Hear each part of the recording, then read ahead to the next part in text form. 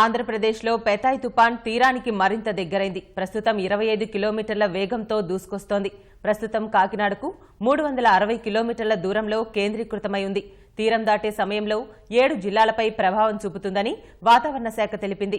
భారీ వర్షాలు, పెనుగాలులు వీస్తాయని ప్రజలు అప్రమత్తంగా ఉండాలని హెచ్చరించింది.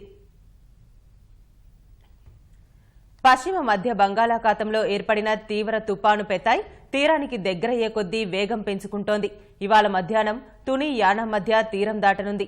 తీరం దాటడానికి ముందే క్రమంగా బలహీనపడి వాయుగుండంగా మారుతుందని వాతావరణ శాఖ తెలిపింది.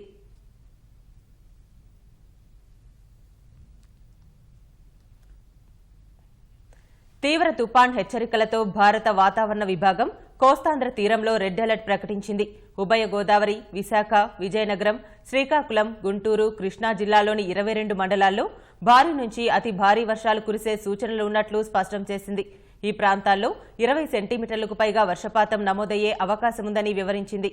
తెలంగాణలోని ఖమ్మం, వరంగల్ జిల్లాల్లోనూ వర్షాలు కురుస్తాయని వాతావరణ శాఖ వెల్లడించింది.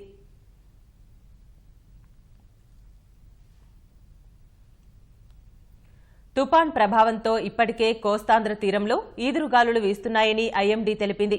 తీరాన్ని సమీపించే కొద్దీ గాలుల వేగం 100 కిలోమీటర్లకు పెరుగుతుందని, సముద్రం అల్లకల్లోలంగా ఉంటుందని వెల్లడించింది.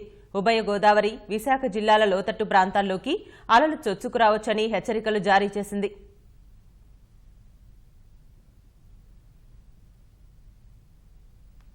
భారీ వర్షాలు, గాలుల ధాటికి గుడిసెలు, చెట్లు, కరెంటు స్తంభాలు, సెల్ టవర్లు దెబ్బతినవచ్చని, పలుచోట్ల కూలిపోయే ప్రమాదం ఉందని అధికారులు హెచ్చరించారు. తుపాన్ సమయంలో రోడ్లపై తిరగవద్దని, చెట్ల కింద ఉండవద్దని సూచించారు.